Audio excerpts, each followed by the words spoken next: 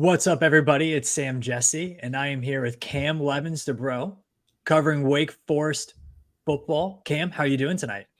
Good, Sam. Thanks for having me on. Love to be here. Yeah, we're really excited about this one. This is behind enemy lines. Wake Forest, the Demon Deacons, making the 3-ish hour trek north to Blacksburg, two teams that are pretty geographically close and will be playing each other in football a lot more as the ACC's new scheduling model comes out. And these two teams are on the schedule for the next couple of years, although I think they're going to have to They're redoing it redo in that. like 6 months. So Yeah, we'll see. With the ACC adding Southern Methodist, Stanford, and California Berkeley. So who knows? Maybe the schedules will have Tech and Wake Forest playing a little bit more, maybe not. But we're going to talk all things Wake Forest, get to know what it's like from somebody who covers a team, who's a fan of the team, talk about some of the history behind this game, which has some interesting history, some big games, some not so big games, and then we're going to look a little bit into the future of college football and the game on Saturday at 3:30, homecoming for the Hokies. oh, nice. Cam, yeah, let's start this out with what is your connection to Wake Forest University? So I'm a 2018 grad. My funny story about Wake is always I forgot I applied there, not because it's not a good school or anything. I'm from Atlanta, so actually grew up a Georgia Tech fan. My only real memory of Wake Forest was the 2006 ACC championship game that was just an absolute just monstrosity. And I was like, I don't like the school. But then obviously you're getting through high school, applying to good schools, and Wake happened to be, somewhere that was in a solid reach list for me. Got in 2014 and spent 4 years there. I mean, always best 4 years of my life, but I do keep, obviously it's homecoming for us for a few weeks. I'm going back down in a few weeks and excited. But yeah, that's my little backstory there. That's awesome. And I think, Wake Forest, I used to live, I actually recently just moved from the Raleigh Durham area. I Okay. was right near NC State. And in Raleigh, it's of course everything's NC State. Absolutely. And then everything else is UNC. I didn't see a lot of Duke and I didn't see a lot of Wake Forest. Right. And you sometimes forget that those are like two small private schools surrounded by massive state schools, because from the sports perspective, right, like Wake Forest and Duke are major conference teams. They've Right. Basketball and football programs. And then you get down there to Central North Carolina and it's like everyone graduated from UNC or NC State. Right. You honestly see more App State and ECU in that area too. Right. I mean, one of the big things there that people never really realize is Wake's the smallest Power 5 school in the country. It's when I went there, we were the biggest class my freshman year, and it was about 1,100 people. I think in total enrollment, including grad school, it's about 7,000. If it's just undergrad, I think now they're about 5,000. So it always makes sense to me when people are always like, oh, like I don't see a lot of Wake stuff. I mean, you're graduating about 1,500 people a year. There's only so much to do.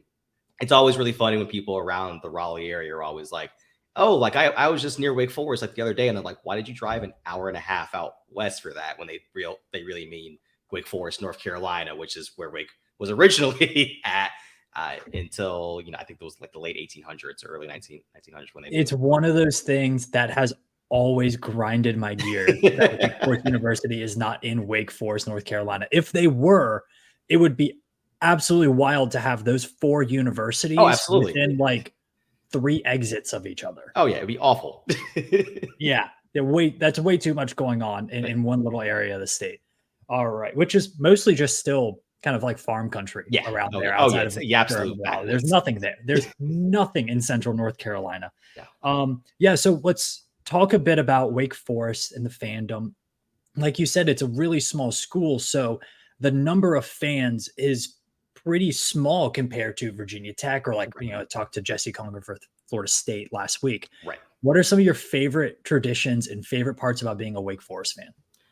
I think one of the best things about being a Wake fan is that it's always the fun thing. Last year, I think it was 2 years ago, when Kirk Herbstreit kind of took some jabs at Wake and was like, oh, there's only 6 of us.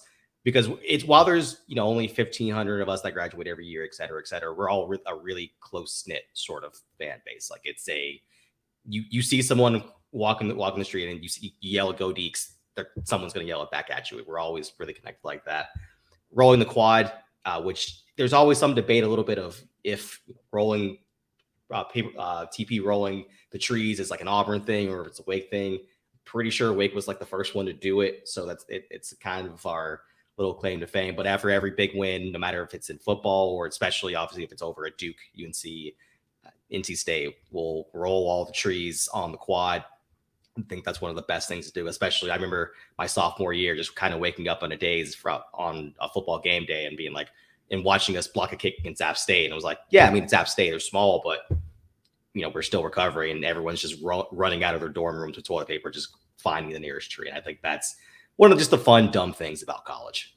Yeah, talking about Florida State last week, and of course they have Osceola and the spear and stuff like that. That's awesome. And they also have like the sod graveyard, which is where they take grass from the opponent's field and put it in like literally bury it in a little yard.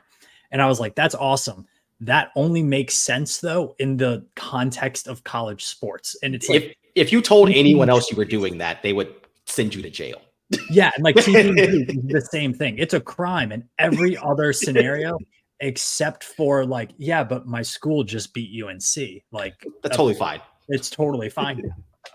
It's one of those things that just makes college football so special. College sports so special is how these traditions can mean so much, but they're also so wacky and whimsical. It's great. Speaking of wacky and whimsical, explain Demon Deacon to me. I knew this was going to come up because it's a question that everyone always does. I wish it was a better story. So it was in the 1920s where Wake didn't, I think it might have been 1820s actually, when Wake didn't have an official moniker for some reason. I don't really know why at that point. They beat Duke because, everything good happens when you beat Duke. We love that. And one of the reporters at the time described it as like a devil, like a demon deaconish beating of the devils, and it just stuck. That it just stuck from there, and obviously Wake Forest in their tradition is like a back to school. It's in the South. That's pretty self-explanatory at that point, but it just kind of stuck from there. And since then, now you have a nice guy with a top hat riding on a motorcycle, whether it's inside of the Joel basketball stadium or onto the football field, and there you are. Was the motorcycle just cause? Like it's just the reason we have a motorcycle. It's just fun. You show up to a basketball game. There's pyrotechnics going off. And you see the Demon Deacon on the motorcycle. They'll do the same thing for football. They'll usually have someone opening the gate for where all the players come in, and it's usually just some sort of honoree on the back of the motorcycle. And I think it's like, oh, well, that's kind of fun. I mean, at least there's a reason behind it. Hokies, I think, was just like some drunk college kid. And people have tried to assign like, oh, it's a it's part of a Confederate war cheer. Oh, it's a castrated turkey. Oh, it's this and this. No, I think it was just a sound that some kid made up when they were looking for nicknames. And they wanted to be incredibly unique. So they were the first school to have orange and maroon as their color combo. And they were the Hokies. Hey, if you want to stand out, you got it. You got to stand out. Well, the orange maroon, that kind of goes into my next part. Say something nice about the opposing team. So say something nice about Wake Forest. I think the black and gold looks sick on sports uniforms.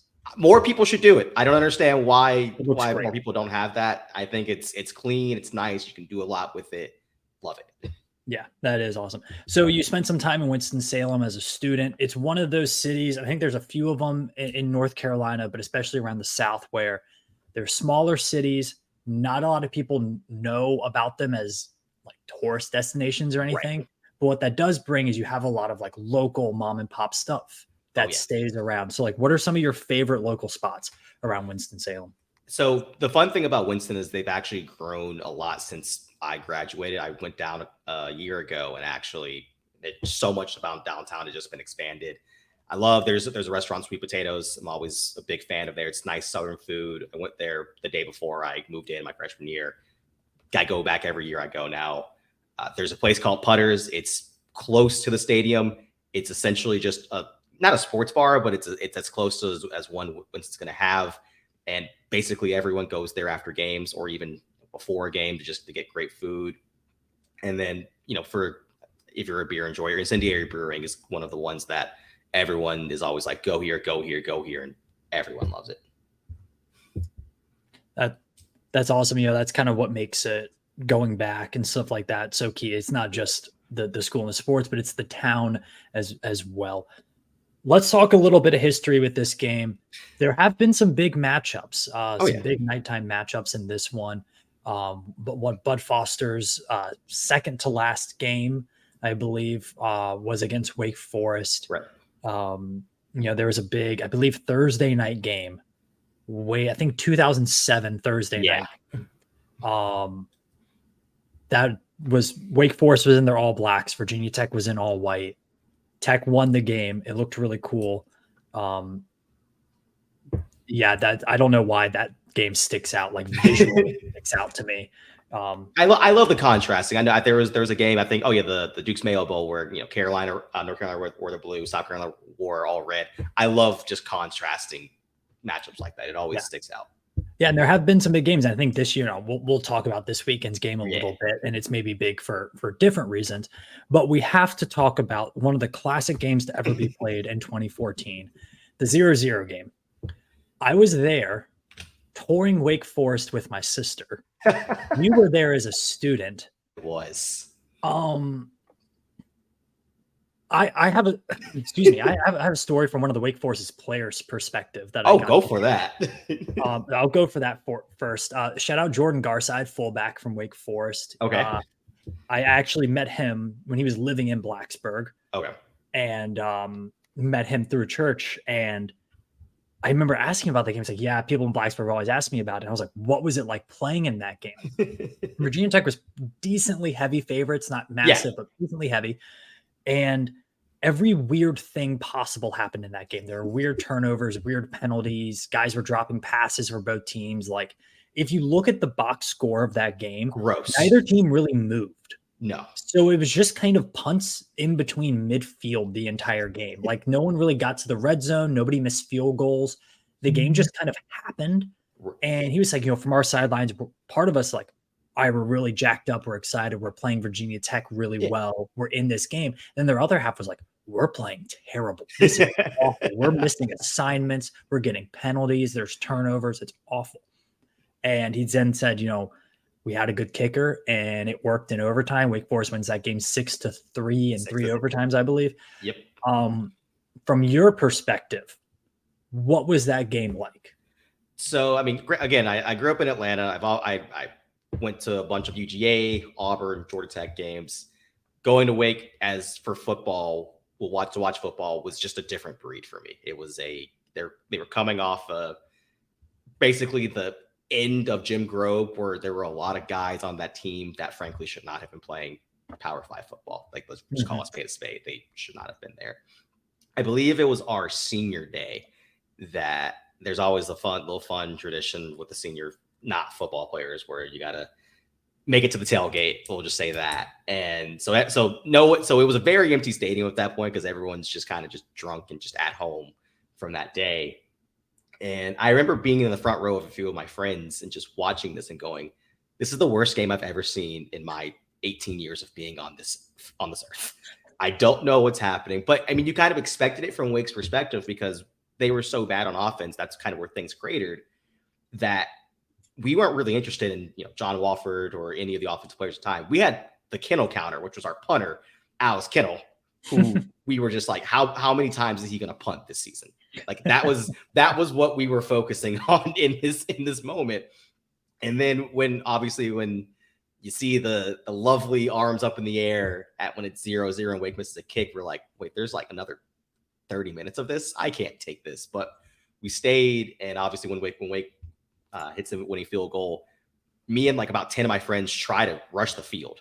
We were trying to get on the field because like, this is the grossest game in the history of the world. We want to get on there. The security guard just looks at us and just like, why on earth are you trying to get anywhere near the field in this thing?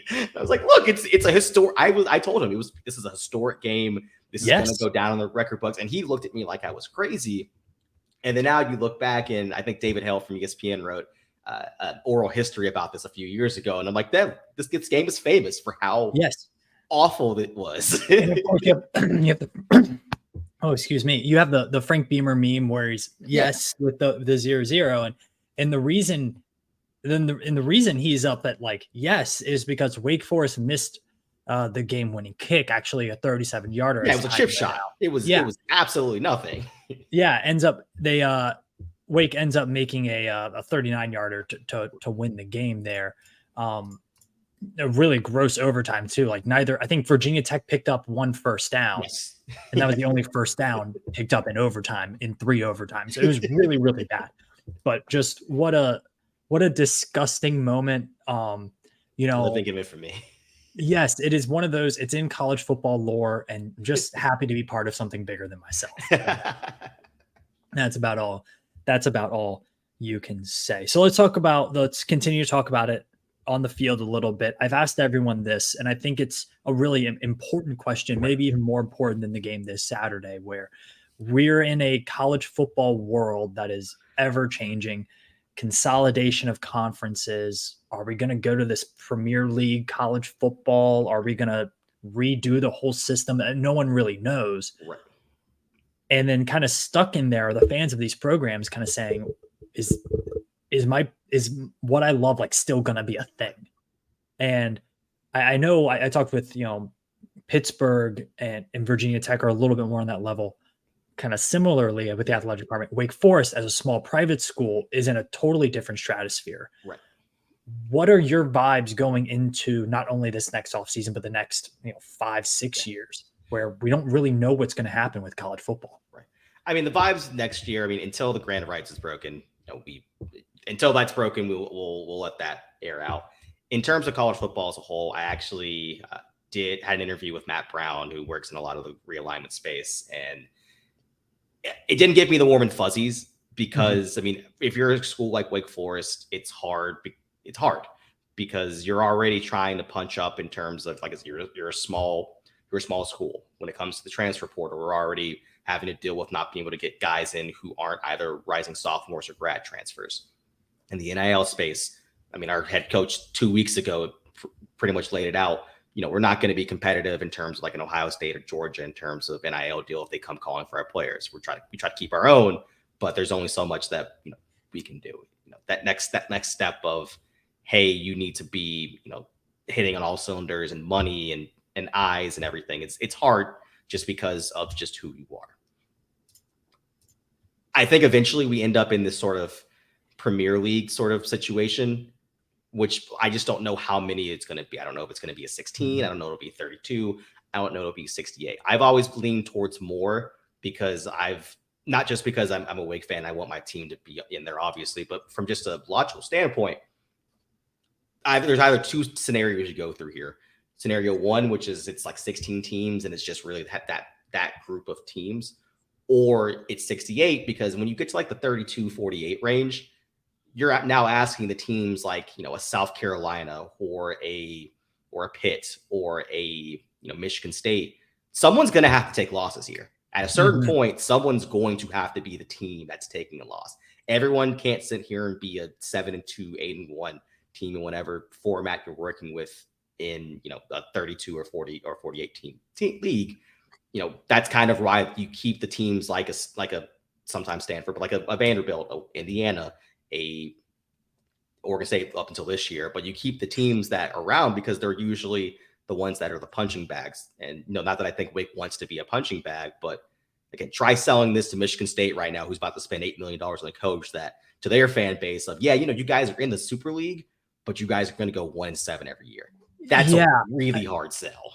Yeah, it is. I think, talking about Rutgers a few weeks ago, they were kind of in that. They said, look, when Rutgers signed in to go into the Big Ten, they kind of knew what was going to happen. And now you add in, and Purdue thought the same way as well. And they were Maryland did the same thing too. The guys with they were all just like, we know we're not going to ever be good at football now.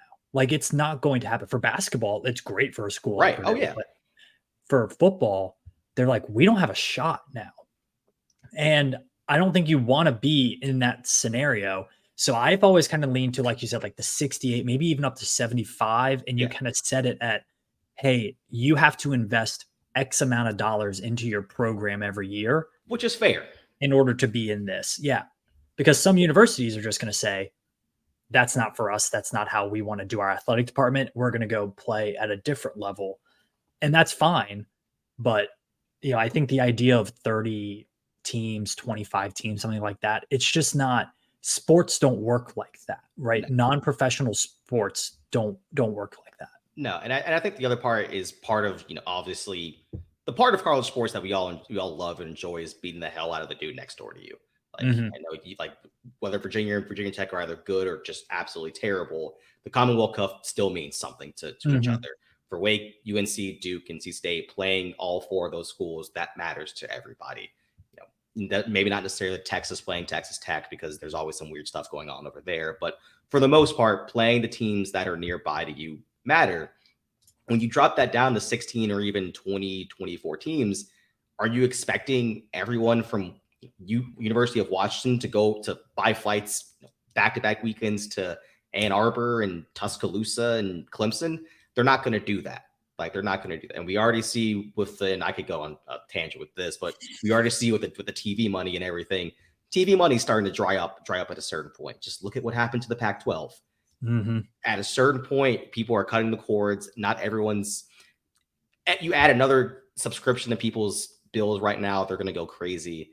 At a certain point, TV money is going to run out, and so it's always weird to me of that. But I do think eventually it's going to be this big thing, and it's always really funny to think if they end up in like a 68 or 70 or whatever, we're going to go, hey, why don't we put all the Southern schools together? Yep. All the people in the Midwest. We can call this like the Big Ten. We can call this the SEC, and this is the AC. This on the Pacific Coast. We'll have that be the Pac, whatever, and it'll just be the exact same thing that we're just in. That's what it's going to end up. And people are like, oh, well, they need an NFL, the NFL model. You have AFC, NFC, and then you divide by. And it's like, that's what they had.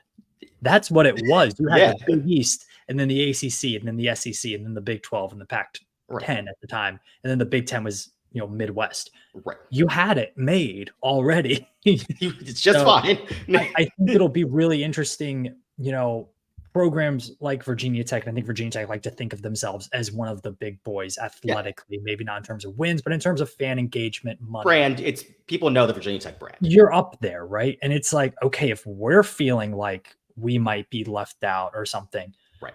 Can't imagine what Wake Forest is feeling like. Can't imagine what Boston College is feeling like. I think Vanderbilt has enough SEC money in the bank that they'll be fine. But look at, Oregon State might win 10 games in back-to-back years and be Washington State's in the Pac-12 title hunt right now. Yeah, it's absolutely crazy. Really hope that they keep the sanctity of the sport intact somehow, some way. Let's talk about the game this weekend. Both teams are kind of not doing great. That's how you want to put it. I did say at the beginning of this year, I said, look, I think Wake Forest and Pitt are two ACC teams that are probably going to have a bit of a down year. Pitt is awful. I don't know if Pitt wins another game this year. Yeah. Wake Forest, not awful, but the results haven't been great. And there's a couple of reasons for that. One, just natural development cycle of players. Right. Two, you lost probably the best quarterback in school history. Right. That'll do it. What are your thoughts on the halfway mark of Wake Forest's season so far? A little under expectations on one side of the ball, a lot over expectations on the other side of the ball. So I thought this team would be about 7, maybe 8 wins in the regular season. I thought if certain things went your way, you could get to 8, but I thought you probably had to start 4-1, maybe 5-2 with the season right now, and then you kind of evaluate the back half. I thought if you got to 5-2 before going to play Florida State on Halloween weekend, then you pretty much control the rest of the way there. Right now, you're sitting at 3-2 because you lost to Clemson, which was a much closer than expected game because of the way you played it, and that's fine. You lost to Georgia Tech, who just had the most hilarious scalp ever with Miami. But that was a game that you were favorites in. That was a game that you thought that should have been a win. Pre-flop, everyone thought that would be a win. Now you kind of look at the schedule again and you go, well, Virginia Tech still, I know they're favored in this game, but Virginia Tech still a winnable game. Pitt was one that was really on the toss-up perspective there, and now Pitt just looks terrible. I say that now they're going to go out and win this week because that's what the ACC Coastal does at this point. Mm-hmm. But so I think you're teetering on really failing to meet expectations, and that's part of because of the offense, and mostly because of the offense. I mean, it's not just you lose Sam Hartman, you lose a couple people in the offensive line, whether that's Sean McGinn, Loic Ngania. You've had Spencer Clapp hurt. You've lost A.T. Perry to the draft. And, between injuries and just the fact that these guys are young, that's one of the reasons why I thought 7-ish wins would be around there was, someone pulled the stat the other day, was going into the Clemson game, out of the offensive players that have played 100 snaps, 8 of them, and all of them were starters, had played more snaps in 4 games than they had their entire career. Wow. At Wake Forest. And, there's, the hope was that, and what we saw in fall camp was that the offense would still chugging along pretty well, and the defense would have some catching up to do. Now it's the opposite. The defense is really, really experienced. Like they are just experienced across the board. And, they've been really overperforming what people thought. I thought they were going to be a little bit weaker at corner. There were some questions at defensive tackle. And you've looked at them the first 4 games, and outside of a couple explosives here and there, they've looked amazing from what we thought the expectations were. So it's a bit of a reversal from what we both thought in terms of just projection and also what we saw in fall camp. And that's definitely played a role in there because the offense is, twice and almost 3 times against ODU beat themselves. Mm-hmm. Yeah, that's been Wake Forest's issue this year. I'd say if you were to say number 1, it's they've beaten themselves in a lot of scenarios. Why have they beaten themselves? But they're a young team. And I think Virginia Tech can say almost exactly the same thing. Yeah. This is a very scary young Virginia Tech team. Like most of the guys playing for Virginia Tech are teenagers. So yeah. Like that wasn't isn't Chaplin's like 19, right? Yeah. And he had to try to block Jared Bird. That did not go well. It's just an incredibly young team. I believe in the Pittsburgh game, I'm not sure about Florida State, but in the Pittsburgh game, every player who took an offensive snap is eligible to come back next season. So there's almost no experience, no seniority, I guess, on the roster. I think Virginia Tech's in kind of the same spot as Wake Forest in terms of not the best start to the season. There is some light at the end of the tunnel if you can fix some of those self-inflicted wounds. But then again, are you going to be able to right the ship halfway through the season, or is that an off-season fix? I think both teams are trying to figure that out. Yeah, it's hard and that's one of the things that really, someone asked me before the Clemson game, what would be an improvement on the offensive line? And I had to really narrow it down to be better on first and second down, and not really turn the ball over, because that's something they had been doing. But the biggest thing I harped on was execution. I turned on the film from Georgia Tech, and it was nauseating for the fact of you had throws that were just in the chest, essentially, of defensive backs. You had runs that didn't have any sort of, no one really know where they were going. You would run an inside zone, and 3 guys would run to the same spot. And those are things that you're not doing well, because, and it's someone's like, well, how do you clean this up? How do you make it more simple? It's inside zone, something you learn middle school football. If I can't trust you to learn a middle school play at this point that you ran well 2 plays ago, I don't know what else I can do for you. And so that they cleaned that up a bit against Clemson, but obviously that's one game. Now you're going into another hostile environment. I was at the 2019 Blacksburg game. I've seen and heard how loud that stadium can be, and it's not. Death Valley is massive, and Blacksburg ain't far behind it. Yeah, I think that'll be one big part for Virginia Tech too. Getting Griffiths in a tough environment. He has a talented thrower, but again, making a lot of errors that, quite frankly, Sam Hartman never made, and so I think Virginia Tech is kind of.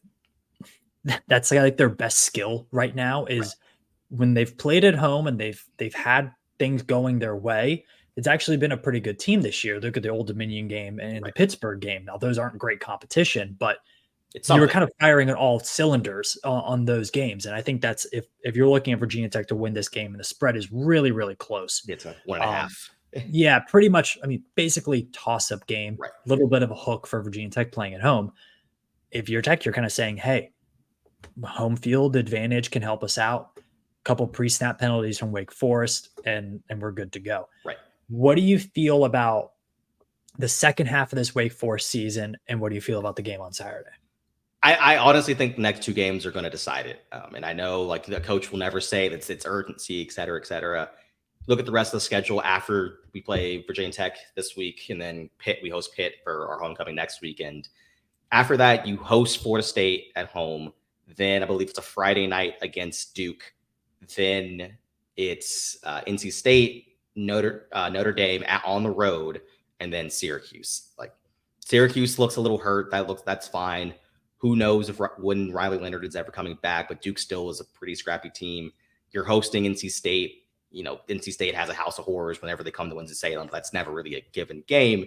And you're going up to Notre Dame, who granted just got whipped by Louisville and looked, awful against Duke, but that's still a top 15 team on the road on their senior day that you're facing your old quarterback. Yeah, to talk about a storyline for that game. And that's not even mentioning Florida State, who was a top 3-4 team right now coming into your own home. I mean, I don't think the wheels would necessarily come off, and I don't think they would sit here and finish the season, 3-9 or 4-8 if they only split these two games. But it kind of hinges on this, because if you're sitting here and making the same mistakes you made against Georgia Tech and you made against ODU, against Virginia Tech, I don't know if there's a point that you can fix it.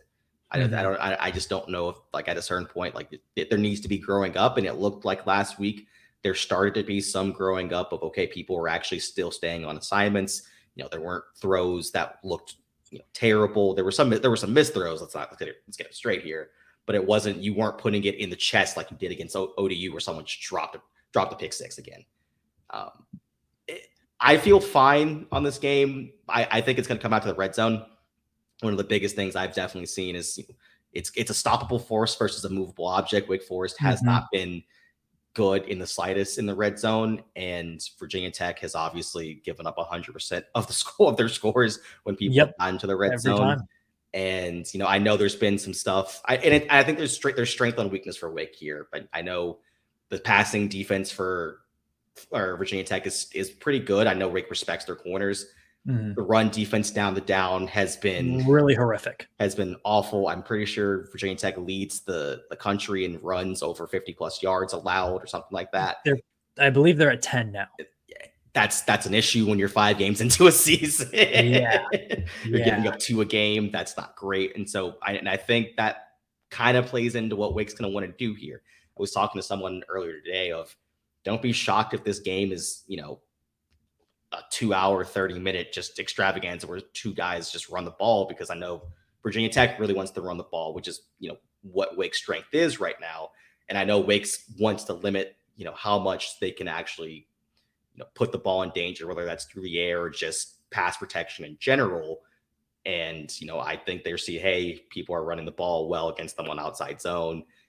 Let's see how much we can exploit here. Don't be shocked if this game just flies by a bit.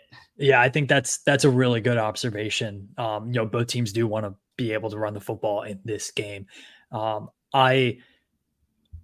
It's weird because I never feel good about Virginia Tech football. Like, I'm never going to say like I feel super confident going into this game, but I do think if they play how they play with the energy and the enthusiasm they played against Pittsburgh a couple weeks ago, absolutely, they'll be fine. And if you looked at that Florida State game, in terms of skill position players, Tech was holding their own in that game.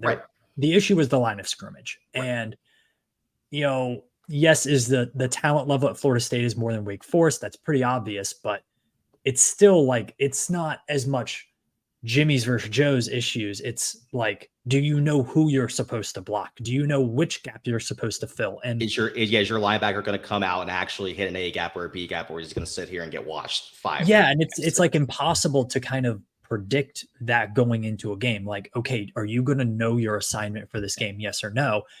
And so far for Virginia Tech, we've only seen one game this season, and that was the Pittsburgh game, where they looked even remotely like they knew what they were doing in some plays. So I feel like the Hokies can win this game. I feel like they Oh yeah, probably absolutely. should win this game. I mean, a home game against Wake Forest, like you should win this game, right? Yeah, if you circle this as Virginia Tech fan, this is one you're like, we got to have this one. You got to have that. Like I think if Virginia Tech wants any hope of getting to 6-6, Right. this is a must win game. So I think that energy might carry over into a win, but I don't feel I'm really super great curious. about it. I'm really curious to see how Virginia Tech comes out, because I know that's been a very, very big thing for Virginia Tech is they've gone down in hole after hole after hole in all three of their losses. I'm really curious to see if that, because Wake generally is a team that starts out fast, whether it's getting a turnover, or getting just some sort of points or at least pressure in the red zone. They've been a great team at that for the past 4 or 5 years, even this year as well. So I'm really, really curious of if there is an adjustment made from Virginia Tech to say, I don't see them going down 22-0 in the first quarter. Let's not put that juju out there. But I'm curious to see if there is a concentrated effort, even to just take the ball first and just see if they can just put a stamp on this game and not have to sit here and play to a game plan they don't want to play. Yeah, getting momentum early will be key for the home team, and for Wake Forest, it'll all be about finding those explosive plays against a porous Virginia Tech defense. Cam, thank you so much. This has been awesome. Looking forward to the game this weekend. Homecoming and Maroon Effect. Tech just announced they're wearing all maroon, which is it doesn't make the players any better, but it looks good on TV. It looks great. I'm assuming we'll probably wear whites again. So I'm assuming we'll probably do whites with black hats against that. I love it. At least the teams can look good out there, right? Cam, thank you so much, and you have a great rest of your week, man. No problem. Thanks. You too, man.